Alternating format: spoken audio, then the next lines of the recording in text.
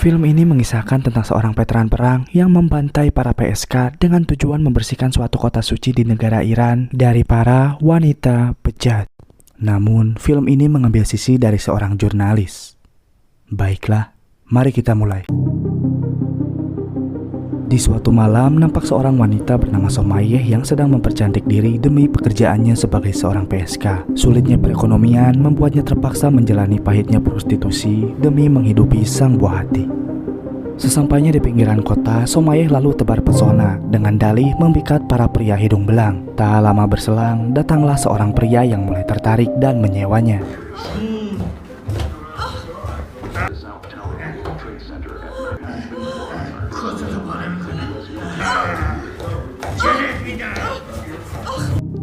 Selesai memuaskan pelanggannya, terlihat seluruh tubuh Somayeh yang penuh dengan luka memar akibat dari kekerasan para pelanggan yang selalu ia terima dengan terpaksa.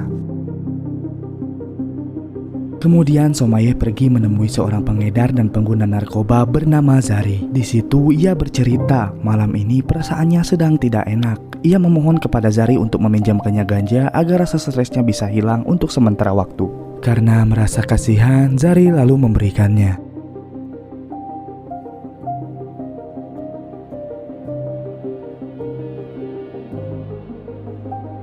Dirasa sudah cukup membaik, ia lalu pergi mencari pelanggan lain. Sesampainya di sebuah alun-alun, ia kembali mangkal. Tak berapa lama, ia kemudian didatangi seorang pria yang terlihat biasa saja. Awalnya Somayeh menolak pria itu, namun setelah pria itu mengeluarkan uang, barulah Somayeh bersedia.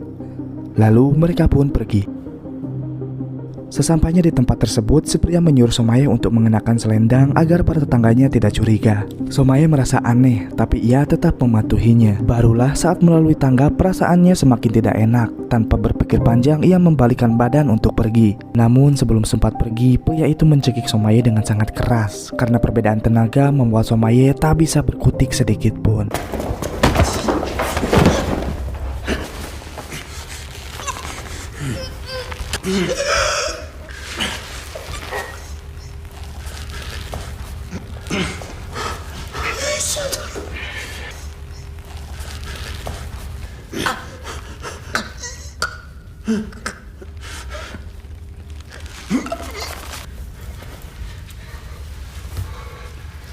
Hingga pada akhirnya ia pun tewas secara mengenaskan. Kemudian pria itu membawa dan membuang jasad Somayeh di suatu bukit yang jauh dari pemukiman warga.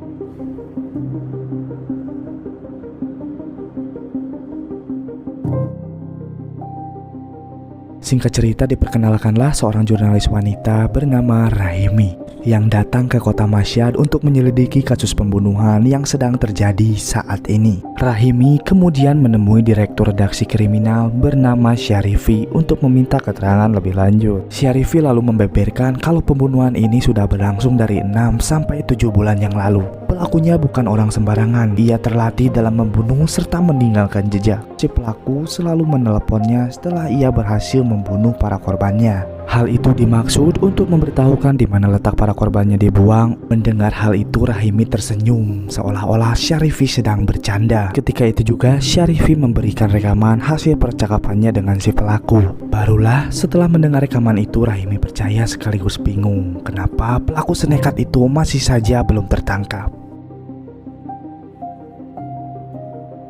Kemudian diperlihatkan seorang buruh bangunan bernama Said. Said adalah seorang veteran perang yang kini terlihat hidup sederhana serta bahagia bersama keluarganya. Diketahui keluarga Said yang terdiri dari seorang istri bernama Fatimah, anak laki-laki bernama Ali, serta kedua putri kecilnya. Saat berada di rumah, Fatimah bertanya kepada Said kenapa akhir-akhir ini ia sangat sibuk. Said tak banyak menjawab, ia hanya diam dan tersenyum. Padahal kesibukannya selama ini adalah menyewa para PSK dan membunuh mereka satu persatu.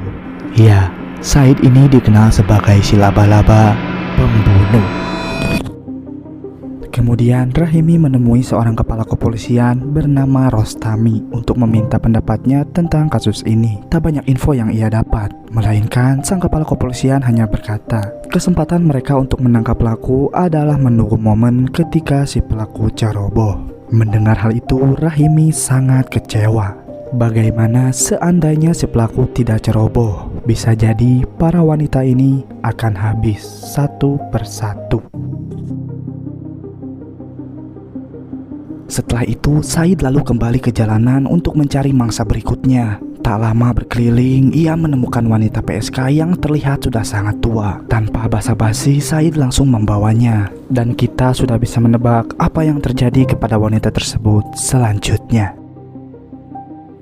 Setelah dirasa berhasil menewaskan wanita tersebut, seperti biasa Said menelepon Syarifi untuk memberitahu lokasi di mana ia membuang wanita yang ia bunuh barusan. Bersamaan dengan itu, Rahimi ternyata sedang bersama Syarifi. Mendengar hal itu, Rahimi syok dan tak percaya kenapa bisa-bisanya pelaku berbuat hal sekeji itu. Syarifi bilang bahwa sudah 10 orang yang tewas selama ini dengan motif yang sama, yaitu leher mereka dicekik menggunakan selendang yang mereka pakai. Rahimi lalu bertanya, apakah otopsi dan tes DNA sudah dilakukan kepada seluruh korban? Jika sudah, kita pasti mendapatkan sedikit petunjuk dari hasil tes tersebut. Syarifi menjelaskan, segala tes sudah dilakukan, namun tetap saja tidak membuahkan hasil, karena para petugasnya adalah para sahabat Syarifi sendiri, yang mana mereka masih sangat amatir. Mendengar itu, Rahimi cuma bisa istighfar. Kemudian Said didatangi orang spesial, yaitu sahabatnya sesama veteran perang, sebut saja Haji. Terlampau rindu, kehangatan terlihat ketika mereka berdua bertukar pikiran. Said curhat pada sahabatnya itu perihal mati syahid yang hanya ia inginkan seumpama ia gugur dahulu. Terlepas itu semua, Said masa bodoh dengan kehidupannya yang sekarang. Maka dari itu, menjadi tukang tentu tak bisa memuaskan hasratnya untuk membunuh. Haji memahami perasaannya. Kendati demikian, ia tak bisa membantu Said menjadikannya prajurit lagi. Haji berkata ia senantiasa membantu dan memberikan apapun yang Said butuhkan sebagai seorang sahabat. Said merasa tersanjung. Meski begitu, ia tetap merahasiakan sisi gelapnya pada Haji, yang mana saat ini Said adalah otak di balik tewasnya para wanita malam. Pada malam harinya, Rahimi menyempatkan diri untuk makan di suatu gerai. Terlihat seorang wanita dengan luka memar di mukanya mendatangi gerai tersebut untuk meminta izin memakai toilet gerai. Rahimi yang kasihan melihat wanita itu lalu membelikannya minum seraya bertanya. Diketahui wanita itu bernama Sogra, seorang PSK sekaligus merupakan teman dekatnya Somaye. Rahimi lalu bertanya, apakah Sogra tidak takut keluar malam-malam berpenampilan seperti itu sedangkan pembunuhan sedang marak-maraknya terjadi? Sogra hanya menjawab apa yang harus ditakutkan karena semua orang terlihat aneh di matanya. Sogra lalu pergi begitu saja. Keesokan harinya pada saat Said dan keluarga kecilnya ingin mengunjungi rumah sang mertua, ia berhelak jika ada suatu hal penting di rumah yang tertinggal sehingga menyuruh Fatimah dan anak-anaknya untuk masuk terlebih dahulu. Hal itu tentu saja membuat Fatimah kesal karena Said selalu saja beralasan ketika ia ingin menemui mertuanya. Di sisi lain, tujuan Said sebenarnya adalah untuk kembali mencari mangsa lain. Beberapa saat kemudian diperlihatkan Said yang sedang mengendarai mobil, namun dia tidak sendiri. Yap, mangsa Said selanjutnya adalah Sogra. Sesampainya di rumah, Said berkata kepada Sogra untuk tidak sungkan melakukan apapun. Anggaplah rumah ini rumah sendiri. Merasa lapar, Sogra lalu memakan sebuah apel. Namun sebelum Sogra menghabisinya, justru Saidlah yang menghabisi nyawanya. What is this thing? Illégalement.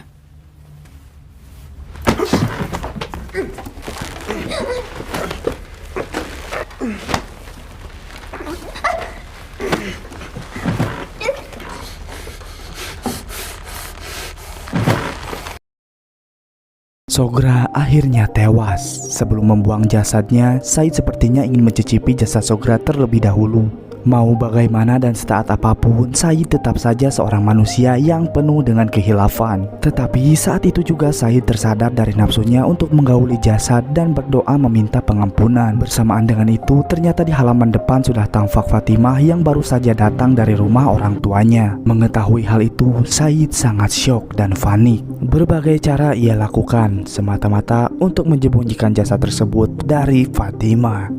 Dirasa situasinya kurang kondusif, Said mulai mencarikan suasana dengan cara mengajak Fatimah bersilaturahmi kelamin.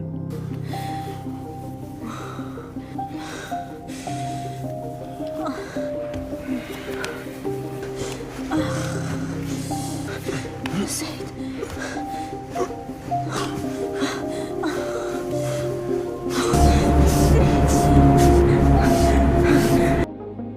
Kemudian di keesokan harinya, Rahimi dan Syarifi mendatangi tempat di mana terdapat jasad seorang wanita terdampar di sebuah ladang tomat. Setelah melihat jasad tersebut, tiba-tiba Rahimi menjadi mual. Ia kaget dan tidak menyangka bahwa jasad yang ia lihat adalah Sogra, wanita yang sebelumnya ia temui. Samaan dengan itu, terlihat juga Said dengan santainya berada di TKP membaur bersama semua orang tanpa mempunyai rasa bersalah ataupun merasa berdosa, seolah-olah dia bukan pelaku dari pembunuhan keji ini. Bahkan dengan santainya ia melewati Rahimi, Syarifi, dan kepala kepolisian Rostami.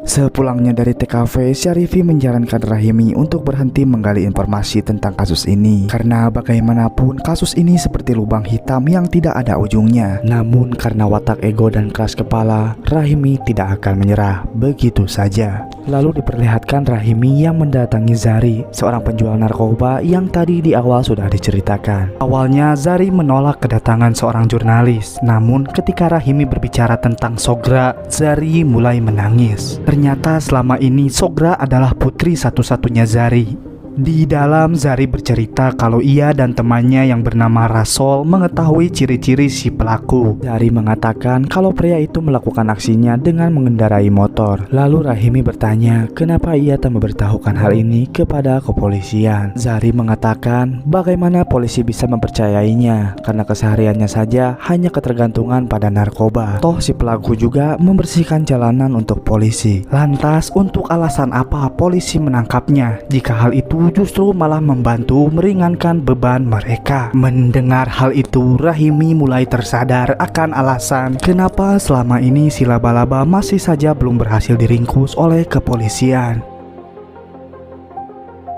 Kemudian Rahimi mendatangi teman Zari yang bernama Rasol. Rahimi terus bertanya tentang ciri-ciri si laba-laba tersebut. Dirasa informasinya sudah cukup, Rahimi lalu menelpon Syarifi dan bilang kalau si laba-laba ini terakhir dilihat pada hari Kamis dengan wajah bertipe seperti orang soleh. Syarifi lalu menjawab ia akan segera menelpon polisi agar para polisi langsung mencari keberadaan si laba-laba. Namun Rahimi tidak menyetujuinya karena menurutnya polisi tak becus menangani di kasus ini. Rahimi berniat untuk memancing sendiri si laba-laba dengan bantuan Syarifi yang memantaunya dari kejauhan. Ide berisiko ini tak lain agar si pelaku bisa secepatnya ditangkap. Bersamaan dengan itu, Said kembali mencari mangsa dan menemukan seorang wanita berperawakan gemuk. Tanpa pikir panjang, Said lalu menyewanya dan pergi ke tempat yang dimaksud. Sesampainya di rumah, Said terlihat kebingungan dengan melihat badan mangsanya yang besar dan sikapnya yang centil hampir saja membuat Said putus asa.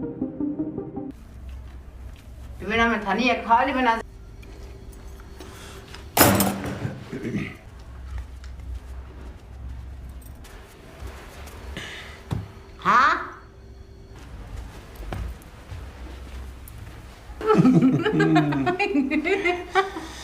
Benar saja, wanita itu mampu mengimbangi tenaga Said hingga membuatnya harus menguras lebih banyak tenaga.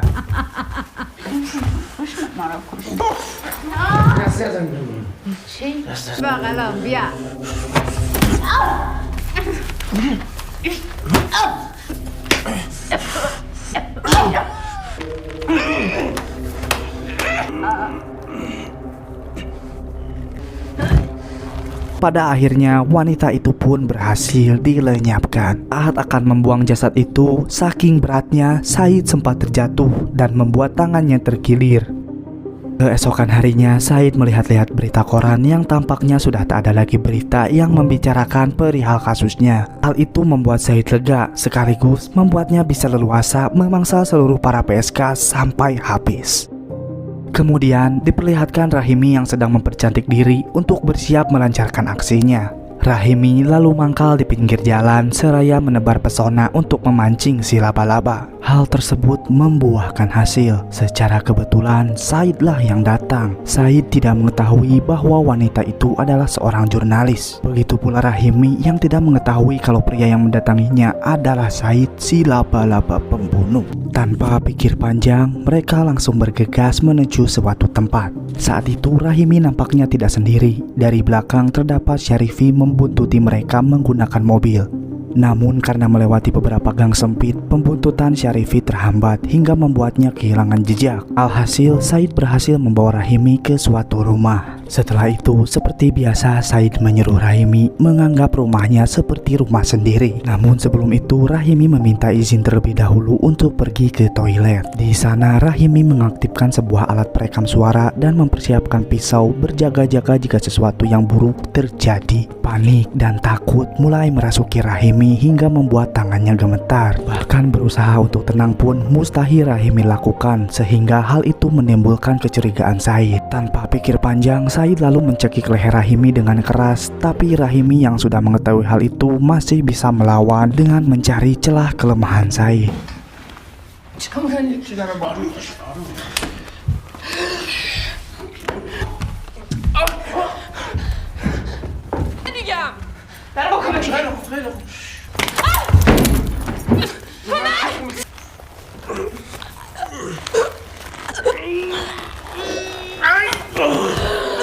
Hingga pada suatu waktu, Rahimi berhasil lepas dan pergi ke arah jendela, mengancam akan berteriak jika Said tidak mundur. Rahimi menyuruhnya pergi untuk mengunci diri di kamar mandi. Mendengar hal itu, mau tak mau Said harus menurutinya seraya memohon kepada Rahimi untuk tidak berteriak hingga membuat para tetangga bangun. Karena bagaimanapun Said mempunyai keluarga yang harus ia nafkahi. Bagaimana bisa ia berbicara tentang keluarga dan nafkah sedangkan para wanita PSK saja ia bantai tanpa mengenal belas kasihan. Sungguh Said benar-benar sudah gila. Warasan dan hati nurani nampaknya tidak ada lagi pada dirinya. Membunuh wanita berdalih jihad seolah-olah nyawa manusia adalah hak dirinya sendiri. Tanpa tahu yang ia bunuh tersebut adalah tulang punggung keluarga. Tanpa tahu para wanita tersebut sedang ditunggu putra-putrinya di rumah. Tanpa tahu yang mengatur kehidupan, kematian, serta dosa adalah Tuhan yang Maha Kuasa.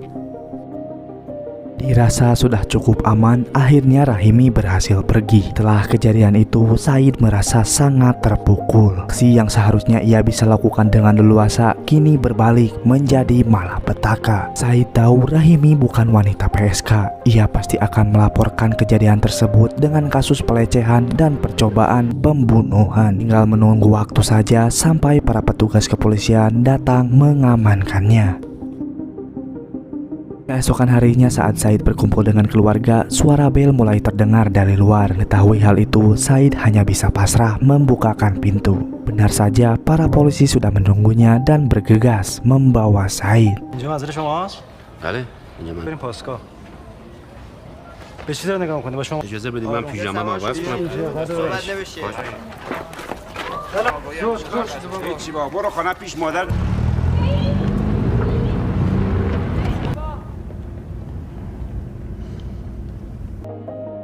Kemudian Fatimah menemui pengacara Said lalu bertanya tentang bagaimana hasil dakwaan Said saat ini. Pengacara menegaskan ia akan mengusulkan rencana dengan alasan Said memiliki gangguan jiwa pasca peperangan usai. Sampai di situ, teman Said yaitu Haji juga turut membantu Fatimah agar Said segera dibebaskan. Haji lalu berpesan bahwa Fatimah jangan terlalu berlarut mengenai kasus ini, karena bagaimanapun untuk saat ini mengurus anak adalah hal terbaik yang bisa Fatimah lakukan. Sidang berikutnya dilaksanakan lagi di mana pengacara Said melakukan pembelaan bahwa Said memiliki gangguan kejiwaan. Hakim lalu mempersilahkan Said untuk berbicara mengenai apa yang pengacara bela. Said lalu berdiri seraya berkata kalau dia sama sekali tidak gila. Semua perbuatannya murni dilakukan dengan kesadaran dan juga akal sehat. Dengan bangga, Said memperjelas kalau apa yang dilakukannya adalah suatu kewajiban yang Tuhan perintahkan, yang bahkan hakim sekalipun tak akan sanggup mencerna perbuatannya. Bersamaan dengan itu, Haji kecewa mendengar perkataan Said. Berbagai cara hingga membantu perekonomian Fatimah telah Haji lakukan. namun yang ia dapatkan hanya sebuah keangkuhan dari sahabatnya, di mana kali ini pandangan mereka bertolak belakang. Sampai di situ Fatimah juga sangat kecewa. Dengan sedih bercampur isak tangis, Fatimah berkata, kenapa Said sekali aja gak bebal dan mau nurut sama apa yang pengacara bicarakan. Said tetap kekeh kalau jika ia mengaku gila, masyarakat dan aktivis pendukungnya gak bakal mau ngedukung orang gila. Mendengar itu, Fatimah cuma bisa istighfar. Beberapa hari berlalu, sidang memasuki tahap terakhir, di mana saat ini hakim mempertimbangkan beberapa hukuman untuk Said. Di antaranya kompensasi finansial kepada 16 korban, hukum cambuk 100 kali, 14 tahun penjara, hingga yang paling parah yaitu eksekusi mati. Nyali Said yang awalnya jantan berubah menjadi ciut setelah mendengar beberapa hukuman dari hakim, terlebih hukuman mati. Setelah itu Haji datang bersama teman hukumnya bernama Hagani. Hagani meminta maaf karena Said harus mengalami kesulitan di setiap persidangan. Haji dan Hagani menjelaskan kalau Said tak perlu khawatir karena persidangan sudah diatur sedemikian rupa agar Said bisa bebas 100% terjamin. Penjelasan Haji dan Hagani itu seolah-olah para anggota majelis hakim sudah berhasil mereka suap. Haji dan Hagani mengatakan kalau rencana untuk Said keluar sudah disiapkan, di mana besok Said akan dibawa ke ruang belakang dan di sana sudah tersedia mobil yang akan membawanya pergi. Namun sebelum itu Said harus bersikap seolah-olah dia akan dieksekusi. Haji hanya berpesan untuk saat ini Said hanya cukup beristirahat dan beribadah selayaknya orang biasa. Mendengar hal itu membuat Said lega sekaligus senang. Setelah itu, ibu Said, Fatimah, serta anak-anaknya menangis mengetahui hukuman yang akan diterima Said. Said dengan santai mengatakan kalau ia akan baik-baik saja dan tak perlu mengkhawatirkannya. Meski begitu, tetap saja keluarga menganggap bahwa pertemuan mereka ini adalah pertemuan terakhir. Maka dari itu, ibu Said meminta agar anaknya bertaubat. Hal ini membuat Mimin bingung sekaligus ingin bertanya kepada kalian. Apakah kalian setuju dengan tindakan Said memberantas para wanita PSK ini? Apakah menurut kalian sah-sah saja para wanita PSK berkeliaran di sekitaran selagi tidak merugikan kalian? Lalu bagaimana menurut pandangan kalian terhadap kedua kasus ini? Kembali ke Said, di mana saat ini ia dibawa ke tempat eksekusi terdakwa. Dirasa dirinya akan selamat, Said berjalan dengan ekspresi santai. Tampaknya Rahimi dan Syarifi serta ketua majelis hakim turut hadir demi menyaksikan langsung hukuman Said. Dimasukkanlah Said ke sebuah ruang cambuk untuk menerima 100 cambukan. Terdengar suara ia meringih kesakitan. Namun dibalik itu, ternyata hukuman cambuk yang diberikan hanyalah rekayasa, di mana Said hanya berteriak agar para saksi percaya dengan hukuman itu. Padahal Said hanya mengelabui mereka. Setelah itu, hakim lalu memerintahkan agar Said dibawa ke ruang belakang untuk menerima eksekusi lain. Mengetahui ini adalah rencana yang Haji berikan kemarin, dengan sombongnya Said melewati para saksi. Sementara ketika tiba di tempat yang dimaksud, Said syok dan bingung. Ia tidak menemukan satupun mobil yang muncul, hanya beberapa pelaksana eksekusi dan sebilah tali yang terlihat sejauh mata memandang. Sontak Said berteriak seraya menyebut nama Haji berkali-kali. Ketahui ternyata selama ini Haji tak benar-benar memihak Said setelah mengetahui watak keangkuhan yang membuatnya menjadi sombong. Pertemuan serta rencana Haji bersama Said sebelumnya seolah-olah menggambarkan bahwa Haji selalu mendukungnya. Semua hal itu semata-mata hanya dilakukan untuk membuat sebuah kejutan di luar perkiraan Said. Berbagai keburukan dan tindakan yang dilalui, pada akhirnya kebenaranlah yang akan selalu terwujud. Yavaş Serkan! Hacı! Maşin kocat Hacı! Hacı! Hacı! Hacı! Kadar kapakar araba ile buz! Hacı! Ya baba sen neden çıkar bana? Ya baba sen çıkar.